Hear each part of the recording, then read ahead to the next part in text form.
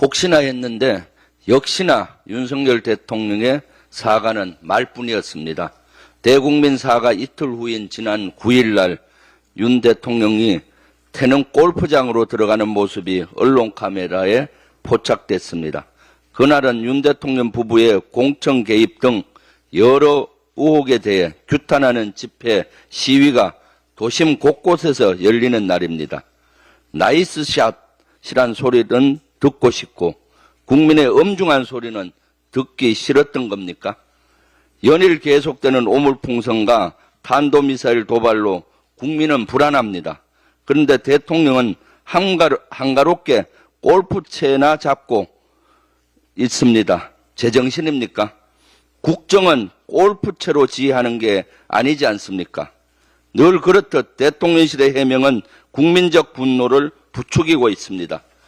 트럼프 당선인과 대화가 이어지려면 공이 제대로 맞아야 하기 때문에 골프 연습을 시작했다는 겁니다. 전 세계 언론이 비웃고 있습니다. 주객이 전도되어도 한참 전도되었습니다.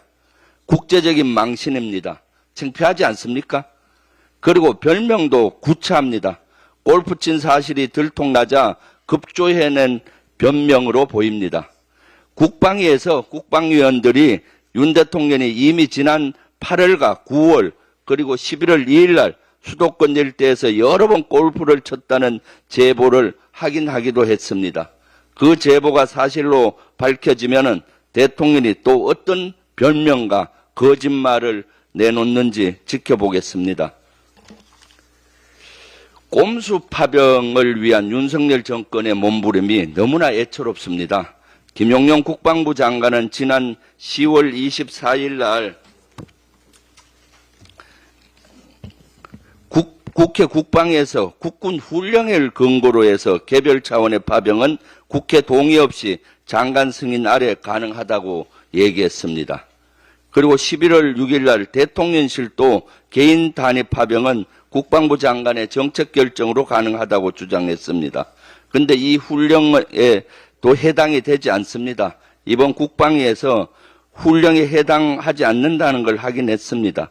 훈령에는 유엔, 지역안보기구, 특정국의 요청에 따라서 파견한다고 적혀 있습니다. 현재 이들의 요청은 없습니다. 내용도 여기에 해당되지 않습니다. 유엔이나 다국적 군의 평화유지 활동을 위해 파견한다고 적혀 있는데 우크라이나에 창간단을 보내는 건 그 어디에도 속하지 않습니다. 이번에 우크라이나 러시아 전쟁에 보내는 것은 우리 대한민국 이후에 한 70년 이후에 처음 있는 일입니다. 이런 지적이 잇따르고 훈령에도 해당이 되지 않는다는 것이 확인되자 김용영 국방부 장관은 슬쩍 말을 바꿉니다. 이건 훈령으로 가는 것이 아니다. 정부 필요에 의해서 간다. 그렇기 때문에 파병이 아니다. 행정 조치로 갈 수 있다라는 개변을 늘어놓고 자의적인 해석을 했습니다. 법치주의를 무시하는 범법 정권의 형태입니다. 구차한 말 바꾸기자 거짓 선동입니다.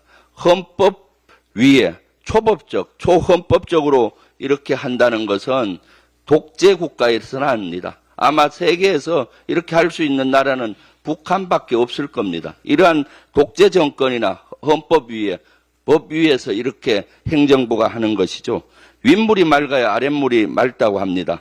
대통령이 국민 날개를 우습게 알고 밥 먹듯이 거짓말을 하니까 국방부 장관조차도 그러는 겁니까? 민심의 배를 띄우기도 하지만은 민심은 뒤집을 수 있다는 것을 명심하기 바랍니다. 하나만 더 하겠습니다. 이재명 대표에 대한 공정한 판결을 바라는 탄핵 서명이 100만 명을 돌파했습니다. 그만큼 많은 시민께서 그동안 검찰 수사와 기소가 불공정하게 이루어졌다는데 동의한다고 생각합니다. 이재명 대표에 대한 수사에 동원된 검사가 70여 명에 이른다고 합니다. 정치적 목적을 위해 수사를 남용한 정치 기소이고 정치 수사입니다. 공정하게 수사해야 할 때 검찰이 그 본분을 망각한 것입니다. 유력 대선 주자를 향한 정치적 탄압으로 볼 수밖에 없습니다. 100만 명 탄원은 단순한 숫자가 아닙니다. 국민의 분노와 절박함을 담은 목소리입니다. 정의를 향한 간절한 외침입니다. 이를 놓고 재판 생중계를 운운하는 것은 유력 대선 주자에 대한 흠집내기에 불과합니다.